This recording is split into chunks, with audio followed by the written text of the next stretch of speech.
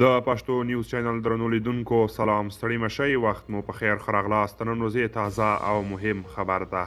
په سر کې یادونه کیږي که چیرې تاسې زموږ یوټیوب چینل نوي سبسکرایب کړئ د تازه او مهم خبرو لپاره سره پښتو نیوز چینل سبسکرایب کړئ. ملا یعقوب مجاهد وایي لا ډیر پرمختګ او کار ته اړتیا لرو. د طالبانو د دفاع وزیر ملا محمد یعقوب مجاهد وویل ټول مسؤلین باید له ځانه سره حساب وکړي. یو کال وشو موږ واک یو مسؤلیت راکړول شوی. آیا یو کال کې ما خپل مسؤلیت ترسره کړی او کنه؟ که هر یو خپل ځان قاضي کړي هر چاته به خپله نیمګړتیا په ګوته او پرمختګ به یې ورته معلوم شي.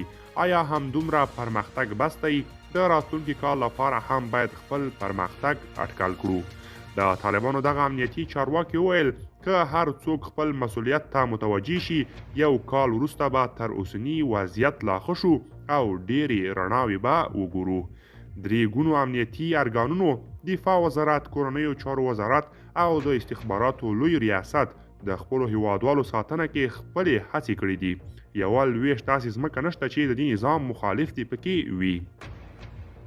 د ویل هر څوک چې په یو او بل نامه د دې هیواد امنیت خرابوي او ستونزې پیدا کوي ورته وایو موږ به په هر قیمت تاسو ځپو او د عدالت منګلو ته به مو راکش کوو، که دا د بغاوت په نامه وي یا یو څو خیرن تور کالیان وي.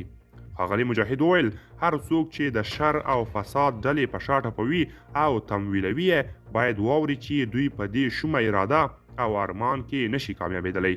باید پوه شي چې موږ به یې پر وړاندې آرام کښېننو. دوستان دا و زموږ د نن ورځې چمتو کړی خبر. تر بیا ښه وخت.